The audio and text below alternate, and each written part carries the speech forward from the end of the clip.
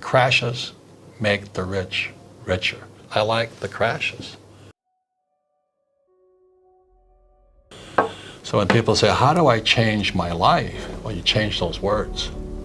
I wouldn't go to school because you learn nothing about money in school. I wouldn't get a job because if I have a job, I'm an employee. And then I'd pay taxes, and I don't pay taxes. And I don't save money. And I use debt to get rich. And I don't invest in the stock market. That's why I'm rich. And so the young people who are listening right now are saying, but that's what my mom and dad said. But that's what mom and dad say all over the world. So to the young people, I just say challenge or question what you've been taught. The word becomes flesh. So if you say, go to school, they say, but I learned nothing about money. Get a job, you become an employee. Yeah. If you're an employee, you work for money. I pay taxes. Then they tell you to save money. Why would you save money when the government's printing money? You know, and get out of debt. Well, debt is money. I use debt to get rich. Most people use debt to get poor and invest in the stock market. I don't invest in the stock market. So when you wonder why so many people struggle financially, is they haven't challenged the hypnosis, the words, go to school, get a job, work hard, save money, pay taxes. Until you question those hypnotic trances, you don't change. So when I was a little boy, I had poor dad and rich dad, saying, in your head. He's saying, go to school. My rich dad goes, what a waste of time that is, Right. And the way my rich dad taught me is just playing Monopoly. 4 greenhouses, 1 red hotel. I learned about money. I learned to be a capitalist, not an employee. I don't pay taxes. I use debt for money. And I don't invest in the stock market. And when I say that to adults, they get angry at me. So, well, that's what I've done. I said, well, that's why you're poor. But when I said to young people, you have a chance yet. I'm just saying, question the hypnotic trance put in your head, because that's what keeps people poor. So what do you think that person should do? They've started to question their beliefs. They got it. They know, okay, I've been brainwashed. I know, but what do I do now next? Well, not to be commercial about it, but that's why I created the cash flow game. Yeah. It's the only game that teaches accounting. Yeah. And most people come out of school, they don't even know what accounting is. They say, oh, they taught me to balance a checkbook. I'm going, big deal, You have to know assets and liabilities. You must understand taxes. The rich don't pay taxes. Yeah. And the rich use debt as money. So the question is, that's what I had to do when I was in my 20s. I said, how is it the rich learn to use debt as money? That's a challenge, and the brain goes, because it doesn't make sense. Yeah, it doesn't. Yeah, you got it. And then how do they not pay taxes? And what you'll find out in my new book, Fake, is the combination of debt and taxes. You see, the more debt I use, the less tax I pay. Right. It's counterintuitive.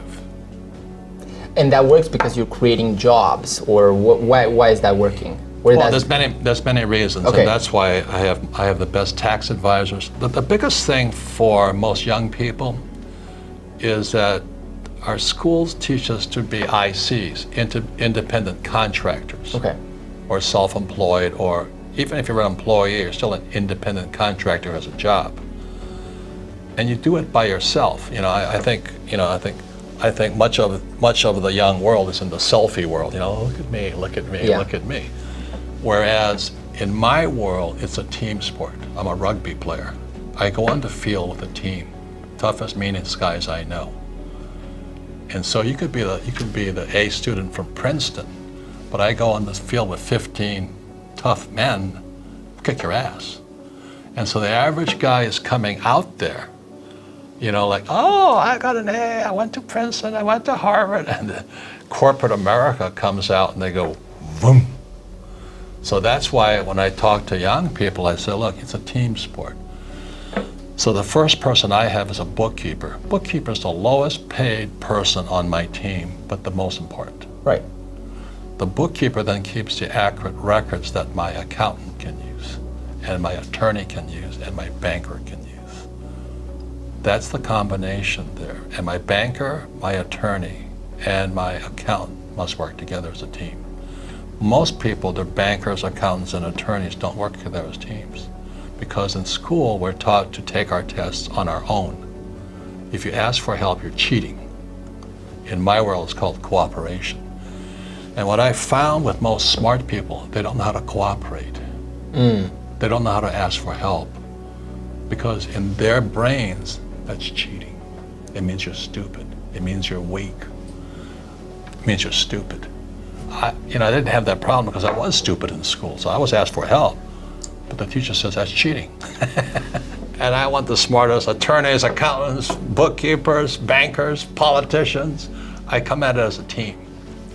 Just think about this, it's like a basketball team. They're playing basketball, but you went to Harvard, you have a master's, a PhD, but you're playing against 5 guys. I don't care how smart you are. Those 5 guys will kick your butt all day long. This is not in the movies. Bruce Lee cannot really beat 10 people in real life, That's right. But that's in the movies, that's what's perceived. Like if you're good enough, you can beat 10 people. Yeah, that's in real life, true. you're going to lose every time. Not in the corporate world. So I operate according to the rules of corporate America. Yeah. I don't operate according to the rules of employee America. They're different. The tax rules for corporate guys is less than employees. Employees pay the highest taxes. Yeah. Guys like Trump and me pay 0. The biggest thing about fake is the fake teachers. Why would you listen to a poor person? Why would you listen to a poor person about money? And that was my poor dad. Very good man, PhD, but he always says, go to school, get a job, work hard, pay taxes, get out of debt, and invest in the stock market. He's trying to hypnotize me. And my rich dad, thank God I had a rich dad, he goes, you gotta be an idiot to follow that advice. And so you're a very bright young man to pick up Rich Dad Poor Dad is only a book on accounting. My Cash Flow Game is only a book on accounting. But if you don't know accounting, you don't have accountability. Yeah. You have accountability in your life. And then you can question when somebody tells you to invest in the stock market, I go, well, when do I get my money back? So in fake, I talk about the infinite return. I never use my money. I don't need to save money. I use debt 100% of the time, and I don't pay taxes. So I took real estate courses, not because I like real estate, because real estate is about debt and taxes. Right. So the more debt I use, which is real money, debt is real money, the less tax I pay. And especially with the interest rates right now, that have been lowest in the last 5,000 years or something like that. Money is cheap right now, 0. Get it free. Yeah. Why would you save it? Why would you save it when they print it? And I talk about trading, investing. I invest as an insider. And for the average person who knows very little, they say, well, insider trading is illegal. No, it's not. But they've been programmed to think it's illegal. There are certain forms of investing where insider trading is illegal. But for the most part, it isn't illegal. But what fires off, because they've been hypnotized, oh, insider trading, he's a crook. Oh, and he doesn't pay taxes. Do you think I'd be writing about it if I was a criminal? So I wrote fake so people could challenge the hypnosis in their brains, go to school, work hard, pay taxes, get out of debt. I used debt as money because in 1971, money became debt. Yeah. People look at it now, and because they're scared and they're safety oriented, thinking, oh, I couldn't really start now because there's a financial crisis coming. Yeah. So why would I start now? So it's still the safety that they're looking for. So what would you say about that, about the financial crisis coming up? There should be some sort of corrections happening in the future. Well, let me ask you this. If you had bought a ticket to get on the Titanic, right? Yeah. And you knew it was going to sink, what would you do? Not buy the ticket. Well, let's say you already bought the ticket. Okay, I'll build the best boat to get out of it. I would be getting ready to get off of it as quickly as possible. Okay. I would be looking at life rafts and checking things out and things like that. Yeah. Because we're going down. Crashes make the rich richer. So what happens is, there's an old saying in investing, the bull goes up the stairs, the bear goes out the window. So if you want to get rich quick, I like the crashes. Because you can buy low. Oh, shit, it comes down so fast. So if you can do it in stocks, you can short the thing, you can do, naked put, yeah. You can be instantly quick. But it's slow going up, but it's fast when it crashes.